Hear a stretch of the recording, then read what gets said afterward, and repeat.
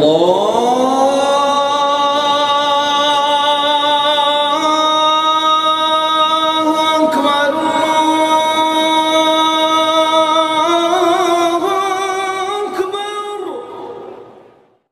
মানুষের জন্য যথেষ্ট।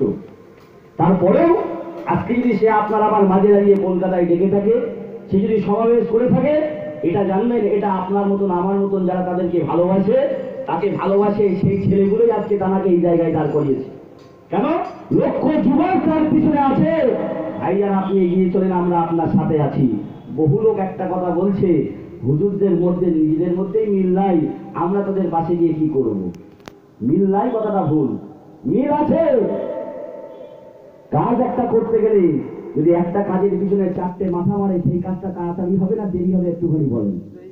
এই ছাদটা দিয়েছে ভাই, এই ছাদের যদি 4 ভাই থাকে, কেউ বলছে বর্ষার আগে, এক ভাই বলছে বর্ষার আগে তাড়াতাড়ি ছাদটা মেরে দাও, নতুবা বর্ষায় আমরা থাকার জায়গা হবে না। আর এক ভাই বলছে না, ছাদটাকে এরম করার দরকার নেই, বর্তমানে নতুন স্টাইল ডিজাইন বার হয়েছে, 2 তলা ছাদ করি, দেখতে টালি মতন লাগবে কিন্তু সেটা ঢালাই হবে। আর এক ভাই বলছে না, ওইভাবে ছাদ ঢালাই দিয়ে তো পরে 3 তলার করা যাবে না, 2 তলার প্লেন জায়গা পাওয়া যাবে না, ওখানে ছাদটা শেষ হয়ে যাবে। দেখা গেল 3 ভাই 4 ভাই মিলে 4 রকম মুক্তি দিতে দিতে সে জায়গায় বর্ষা নেমে আসলো, তাদের ছাদ দেওয়া হলো না, তারা পিছিয়ে পড়লো, পেপারের নিচে তাদের দিন যাপন করতে হলো। কিন্তু এই বাড়িটা একজনের হতো, সে যেটাই ভাবতো সেটা হতো না, হতো না। কথা বলেন না, যেটা ভাববে তাই হবে। আমি ছাদ না দিয়ে কাঠ মেরে পেপার টানাবো, তাই পেপার টানিয়ে দাও, কেউ কথা বলবে না। আমি 2 তলা করবো, 2 তলা করে দেবো, কেউ কথা বলবে না। আমি খালি রাখবো, কেউ কথা বলবে না। ভাই ঠিক সেই জায়গায় দাঁড়িয়ে, অন্য কিছু নয়, আব্বাস সিদ্দিকী ভাইজান যে গতিতে যাচ্ছিল, অন্য ভাইরা বলছে ভাই একটু স্লো চলো, ভাই একটু স্লো চলো। ভাইজান বলছে না, এই কাজটা আজকের কাজটা আজকেই করতে হবে, আজকের কাজটা কাল করবো না। এতটুকু ডিভাইডারের জন্য, এতটুকু পার্থক্যের জন্য ভাই আজকের কাজটা কাল না করে আজকেই দৌড়াচ্ছে। আর গোটা সিলসিলা ফুরফুরায় দালাপীরের ভক্তদের মধ্যে থেকে যারা ভাইয়ের মতন, আব্বাস সিদ্দিকীর মতন কালকের কাজটা কালকে না করে আজকে চাইছে, আজকে রাজি হচ্ছে, আজকে করতে ব্যস্ত আছে, সেই ছেলেগুলোই, সেই অগ্রগতি ছেলেগুলোই আজকে আব্বাস সিদ্দিকীর পাশে দাঁড়িয়েছে বলে আব্বাস সিদ্দিকী বাধ্য হয়ে নতুন সংগঠন করেছে, নতুবা নতুন সংগঠনের প্রয়োজন ছিল না। কোনো দ্বন্দ্ব নয়, কিছু নয়, কারণ ঠিক একটাই, ভাই আপনি যত গতিতে দৌড়াবেন, আমরাও আপনার সঙ্গে গতির সাথে সমপরিমাণ গতিতে দৌড়াবো, আমরাও আপনার পাশে আছি। আজকে আব্বাস সিদ্দিকী আছে বলে আমি এখানে দাঁড়িয়ে প্রদান করে দেবো, এখানে দাঁড়িয়ে ফোন করবো, আপনি 2 ঘন্টা সময় দেবেন, 5 ঘন্টা সময় দেবেন, হাওড়া জেলার 10,000 ছেলে খুলে এখানে হাজির হয়ে যাবে। মস্তানিয়ার গন্ডগোল নয়, এটা একটা ইউনিটি, তারা আমাদের সঙ্গে জুড়ে আছে। আজকে হুগলি জেলার সঙ্গে হাওড়া জেলার মিল হয়েছে, তাদের ছেলেগুলোর সাথে বন্ধুত্ব হয়েছে, উত্তর 24 পরগনার ছেলেগুলোর সাথে দক্ষিণ 24 পরগনার ছেলেগুলোর বন্ধুত্ব হয়েছে। কেউ একজন বিপদে পড়লেন, খবর দিলে সাথে সাথে তারা এসে হাজির হয়ে যাবে। যদি 5,000 ছেলেদের সমস্যার সমাধান না হয়, 10,000 ছেলে হাজির হবে, 10,000 সমস্যার সমাধান না হবে, 20,000 হাজির হবে। এমনি করে লক্ষ ছেলেদের হাজির করার ক্ষমতা আল্লাহ পাক বর্তমান এই ফুরফুরা শরীফ আহলে সুন্নাতুল জামাত সংগঠনকে দিয়েছে। অর্থাৎ যখন লক্ষ ছেলে এক কথা বলবে, সেই জায়গায় দাঁড়িয়ে এসপি বলুন, আইসি বলুন, এসডিপি বলুন, পার্টির জাতীয় নেতা বলুন, অশুভ শক্তি বলুন, সকলে আমাদের কাছে মাথা নত করতে বাধ্য হবে। এরা একা নয়, এরা দুজন নয়, এদের পিছনে লক্ষ ছেলে আছে। এরা যেটা বলছে না মানলো আগে শুনতে হবে, মানবো কি মানবো না পরের কথা বলবে। ঠিক বলছি না ভুল বলছি? ঠিক এতটুকু নিয়তের জন্য ভাই ইউনিটি করার চেষ্টা করছি, পয়সা করি কামানোর কিছু নাই। আমি বাইজি জানি বিগত দিন থেকে এইভাবে স্ট্রিট কর্নার গুলো করছি, এই স্ট্রিট কর্নার গুলো করার জন্য নিজের গাড়ির পয়সায় তেল পুড়িয়ে পুড়িয়ে ঘুরে বেড়াচ্ছি না, এটা টাকা পয়সার জন্য নয় ভাই। যে যেমন ইনকাম করে তার তেমন খরচা থাকে। যারা মনে করে শুধুই ইনকাম করে যাচ্ছে তাদের খরচা নেই, এটা ভুল ধারণা। এক একজন মানুষের এক এক জায়গায় খরচ থাকে, এক একজন মানুষের এক এক জায়গায় খরচ থাকে। এজন্য যারা ভুল বুঝেছে, আজকে আমাদের জাতি ধ্বংস হয়ে গেল নিজেদের জন্য। কেউ না এখান থেকে উঠে যাবেন, আমি বলে দিচ্ছি মিলিয়ে নেবেন। এখান থেকে উঠে যাওয়ার পরে যারা আপনাদেরকে যেটি বলবে, এই শোন, 4 দোকানে তারা বসে আছে, এই শোন কি শুনলি রে, এরা এসেছিল পাগল পাও বকে গেল, কোথায় যেতে বলছে রে? বলবে যে 31 জানুয়ারি যেতে বলছে। বলে পাগল হয়েছি, 31 জানুয়ারি কি করতে যাবি, কি জন্য যাবি? 31 জানুয়ারি ও যাওয়ার প্রয়োজনে ও নিজের নাম কামড় দিয়ে ডাকছে। আপনি খুব ভালো করে খোঁজ নিয়ে দেখুন, যারা ডেকেছে, যারা বলছে, তারা কেউ একজন রামশ্যাম মধু নয়, প্রত্যেকের নামের আগে মোহাম্মদটা আছে। এটা ধ্বংস হয়েছে জাতির কারণে।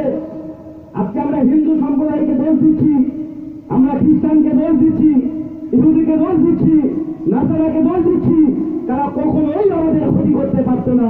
যত শত্রুতা করুক না কেন, আমরা নিজেরা ঠিক নেই বলে আজকে তারা আমাদেরকে ক্ষতি করার সুযোগ পায়।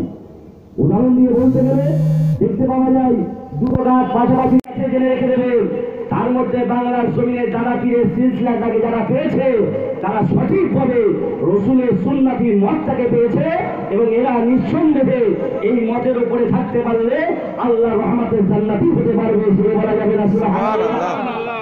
সেই জন্য আজকে আমি আপনাদের কাছে বলতে চাই, ভাই আমার, দোস্ত আমার, এই সংগঠনটা এজন্য বলা হয়েছে, আমরা এজন্য করছি, আমরা সকলে সিলসিলা ফুরফুরার মানুষ।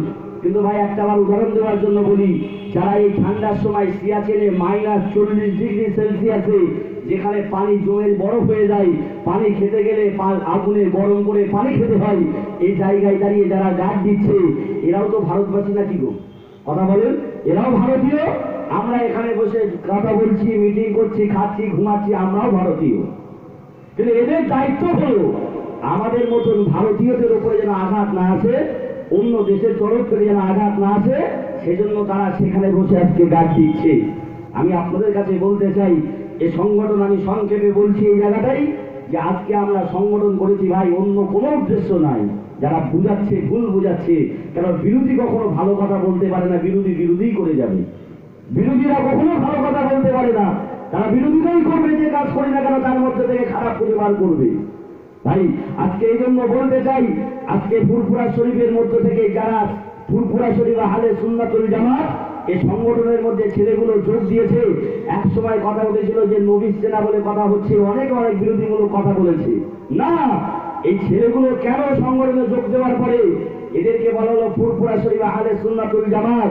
এই ফুরফুরা শরীফ আহলে সুন্নাতুল জামাতের মধ্যে দাদা পীরের সিলসিলার মধ্যে যারা এই সংগঠনের অন্তর্ভুক্ত, এই ছেলেগুলো এই জায়গাটায় কাজ করছে। খোঁজ নিয়ে দেখুন, যে জায়গায় মসজিদগুলোতে বাইরে থেকে তাবলীগ জামাতের লোক এসে তারা মসজিদে থাকছে, খাচ্ছে, তারা ওখানে ঘুমাচ্ছে, তারা মসজিদের ইলেকট্রিক বিল পোড়াচ্ছে, মসজিদের পানি খরচ করছে, মোটর চালাচ্ছে, এমনি করে আবার এসে তারা দাদা পীরের সিলসিলার বিরুদ্ধে কথা বলে চলে যাচ্ছে।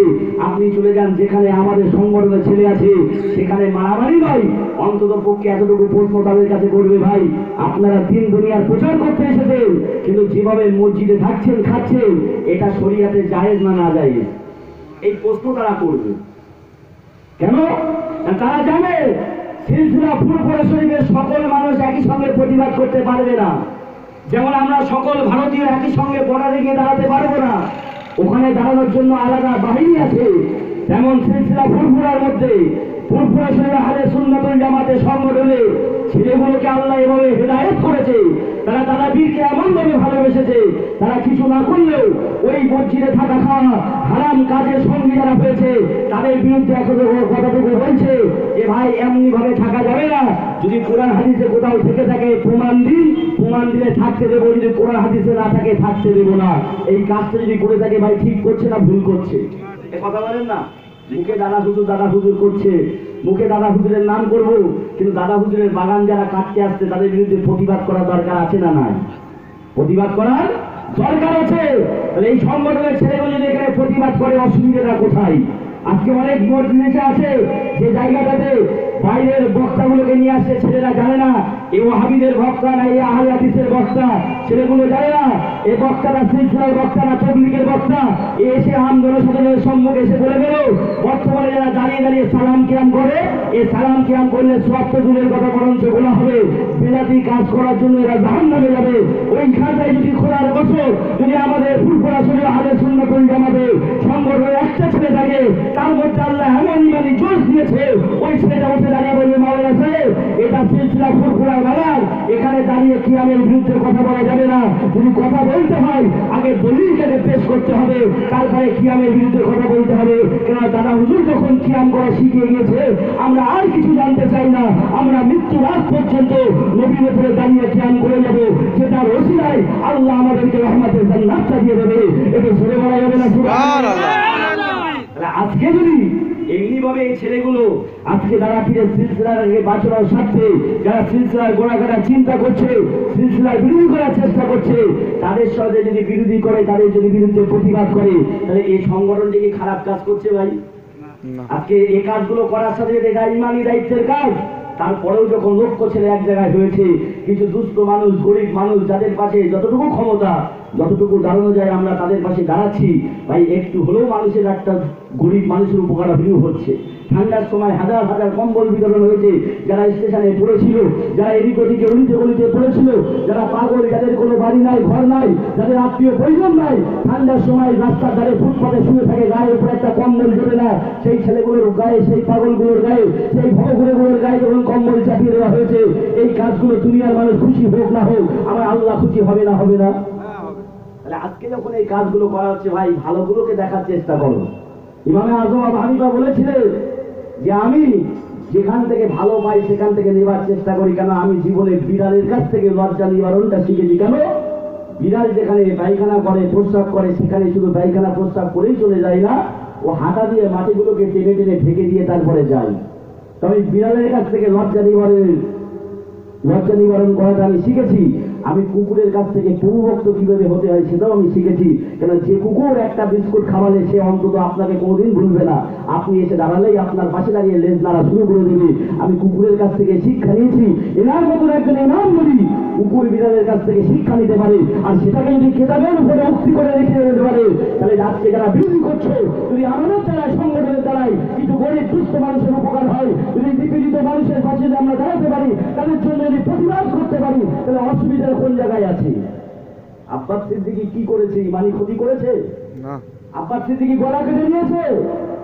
এ ভাই, আজকে বলতে হয় তুমি বলসা করছো, এই জায়গাটায় মানুষ বারবার বলে তারা 20,000 টাকা চায়, 25,000 টাকা চায়, চাই না লোকে দেয়। এটা বুঝতে হবে, চাই না লোকে দেয়।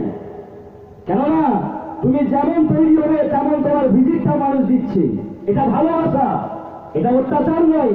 আমি একটুখানি উদাহরণ দিয়ে বলছি ভাই, আজকে একটা লোহার টুকরো দিয়ে আপনি আপনার সাইকেলের নাট বানাবেন, কত বিক্রি হবে? লোহার টুকরো দিয়ে সাইকেলের নাট বানাবেন, এই নাটটার মূল্য খুব বেশি হলে 5 টাকা দেবে। আবার ওই লোহার টুকরো দিয়ে মোটর বাইকের বল লেদারটা বানাবেন, ওর দামটা 5 টাকা থেকে 500 টাকায় উঠে যাবে। আবার ওই লোহার টুকরো দিয়ে বল লেদারের জায়গায় প্লেনের কোনো একটা পার্ট বানাবেন, ওইটার দাম 500 থেকে 5,000 টাকায় উঠে যাবে। তাহলে আপনার পাঁচটা যেরাম তৈরি হবে, আপনার দামটাও যেরকম হবে, দুনিয়ার মানুষ এই দামটা দেবে। আজকে যে বক্তব্য দাম নিয়ে ওয়াজ করছে, আপনাকে বুঝতে হবে তার মধ্যে কিছু আছে, বাংলার মানুষ কিছু পাচ্ছে, এই জন্য তাকে টাকা দিয়ে ফেলে নিয়ে যাচ্ছে। সে একবার জোর করে দিচ্ছে, দ্বিতীয়বার কেন তার গ্রামে দাওয়াত পাচ্ছে, এটা তো প্রশ্ন করার বিষয় আছে। তোমাকেও তো ভালোবেসে নিয়ে যেতে পারে, তোমাকেও তো এই টাকা দিতে পারে, তোমাকে দিচ্ছে না কেন? আর বড় গাল করে যারা বলছে টাকা চাওয়া হারাম, ইশারা ইঙ্গিতে টাকা চাওয়া হারাম, আমি সেই দলের মুক্তিদের কাছে, সেই দলের বক্তাদের কাছে আজকে চ্যালেঞ্জ করে বলে গেলাম, টাকা চাওয়া হারাম। আর তারা জীবনে টাকা চেয়ে নিবি, টাকা চেয়ে জলসা করে না, এমন যদি প্রমাণ দেখাতে পারে, জীবনে যদি কসম করে বলতে পারে আমার জীবনে দাঁড়াপীরের ওসিয়ত অনুযায়ী আমি জীবনে টাকা চেয়ে নিইনি, আমি জীবনে ইশারা ইঙ্গিতে কথা বলিনি, আমি কেবল জলসা করেছি লিল্লাহিয়াতের সাথে, বিনা টাকায় চলে এসেছি, কিংবা চা পারিশ্রমিক দিয়ে চলে এসেছি, এর বাইরে আমি যাইনি। যদি আমি কখনো গিয়ে থাকি, তাহলে আমার বিবি তালাক হয়ে যাবে। এই চ্যালেঞ্জের যদি মোকাবিলা করতে পারে, তাদেরকে মোকাবিলা করতে বলবে। কেন, হাতে ভুড়ি ভুড়ি প্রমাণ আছে। দলের নেতাগুলো চিল্লাচ্ছে টাকা চেয়ে নেওয়া হারাম, টাকা চেয়ে নেওয়া হারাম।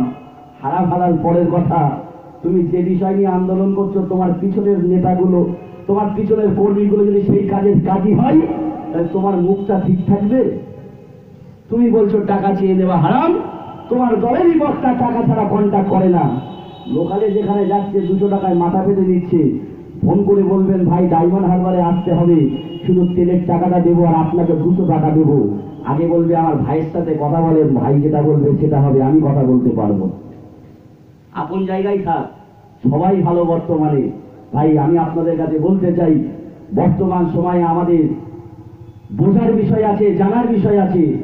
চিলে কান নিয়ে গিয়েছে, কানে হাত দিয়ে দেখুন, কানে হাত দেওয়ার আগে চিলের পিছনে দৌড়াবেন না।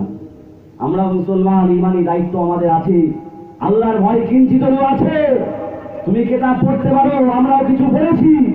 তাই আমি আপনাদের কাছে বলতে চাই, এটা কিয়ামতের আলামত। এই কিয়ামতের আলামতের সময় আমাদের সকলকে এক থাকতে হবে, প্রত্যেকের নিজ নিজটাকে বুঝতে হবে, অন্তত পক্ষে কোন পথে চলবো। মৌলবীর কথা শুনছেন, মাওলানা সাহেবের কথা শুনছেন, মুফতির কথা শুনছেন, সব ঠিক আছে, সব শেখার মধ্যে, জানার মধ্যে, বোঝার মধ্যে নিজেকে দিয়ে একবার যাচাই বাছাই করে দেখুন যে আমি সঠিকভাবে দাদা পীরের সিলসিলার উপরে আছি কি নাই। আমি দাদা পীরকে সত্যি করে ভালোবাসতে পারছি না মনে আছে, তাদেরকে জানিয়ে দিতে চাই এটাই আমাদের সব থেকে বড় ভুল। কেননা আমরা যে মুসলমান, আল্লাহ পাক কোরআন পাকের মধ্যে জানিয়ে দিলেন ইন্না দীনা ইনদাল্লাহিল ইসলাম, পৃথিবীর মধ্যে যতগুলো ধর্ম আছে আল্লাহ পাক জানিয়ে দিলেন আমার কাছে সব থেকে মনোনীত ধর্ম হলো আমার ইসলাম ধর্ম। সেই জায়গায় দাঁড়িয়ে আজকে যদি আপনি মনে করেন মুসলমানের জন্য রাজনীতি নয়, মুসলমানের জন্য কেবলমাত্র ধর্ম নিতে, তাহলে সব থেকে বড় ভুল হবে।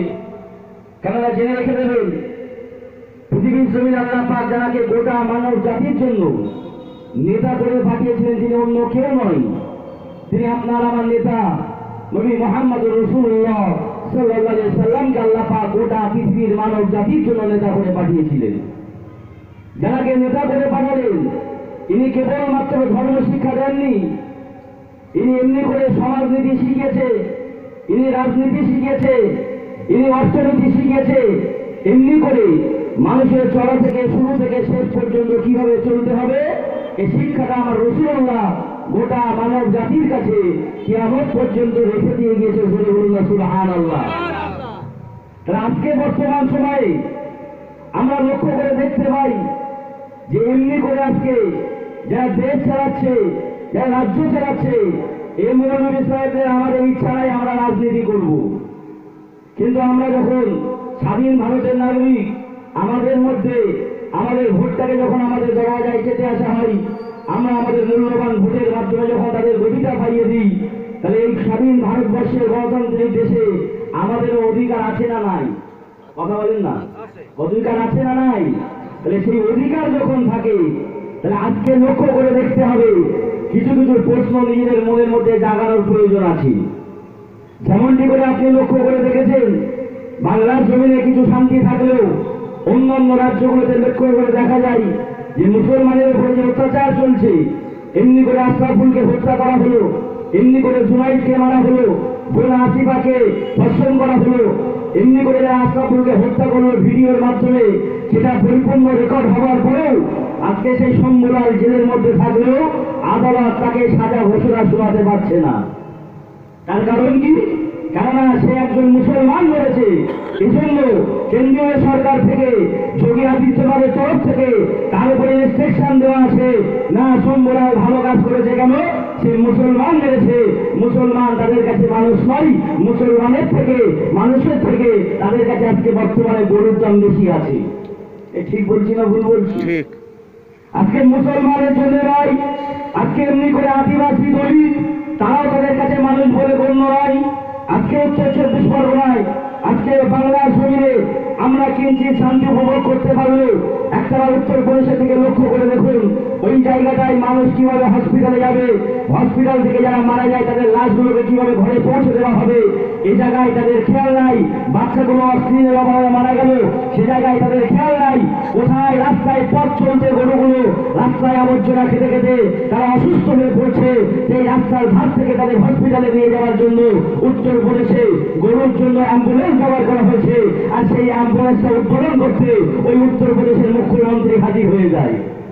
দেশের অবস্থা কোথায় বুঝতে হবে। আজকে আমরা মুসলমান শুধু চিন্তা করছি, খাচ্ছি, যাচ্ছি, ঘুমাচ্ছি, আমার পশ্চিম বাংলায় ঠিক আছি, আজকে ঠিক আছেন, কাল ঠিক থাকবো, এর গ্যারান্টি কেউ দিতে পারবে? আজকে ঐক্যবদ্ধের প্রয়োজন আছে। আমি ব্যক্তিগতভাবে জানি আমি একা চিল্লাবো, আমার কথা কেউ শুনবে না, কিন্তু আমার সঙ্গে স্বাধীন ভারতের গণতান্ত্রিক মাধ্যমে দেশের আপনাদের যে আওয়াজ আছে, সেই আওয়াজটা যদি আমাদের সঙ্গে এক হয়ে যায়, নিঃসন্দেহে এই রাজ্যে যে সরকার থাকবে, যারা অত্যাচার করার চিন্তা করবে, যারা সুবিচার দেবে না, আমরা যখন একত্রিত হয়ে কলকাতার রাজপথে ডাক দেবো, নিঃসন্দেহে তারা আমাদের ডাকে সাড়া দিতে বাধ্য হবে।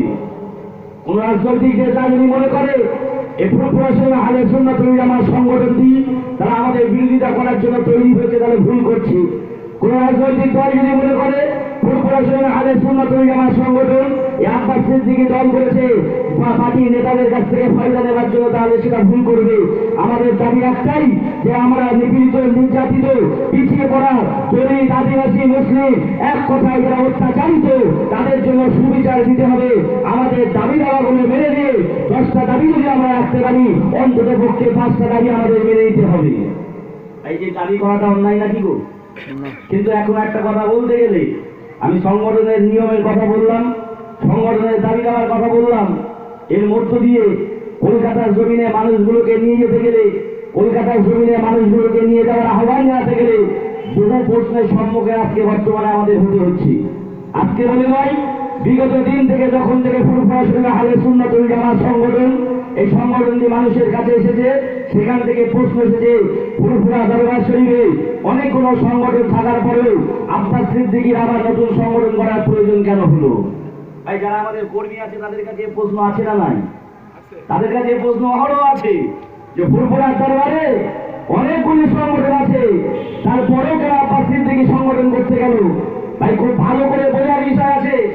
আজকে কি করবে আমাদের বাচ্চাগুলো, তারা জলসা করেছে, জলসা করে ঘরে গিয়েছে, কিন্তু লক্ষ্য করে দেখুন বর্তমান জামানায় একদল মানুষ তৈরি হয়েছে, তারা জানা হুজুরের কথা বলছে, 5 হুজুরের কথা বলছে, কিন্তু বাদ বাকি ফুরফুরা বসিরাটের আওলাদগুলোকে মুছে ফেলার চেষ্টা করছে।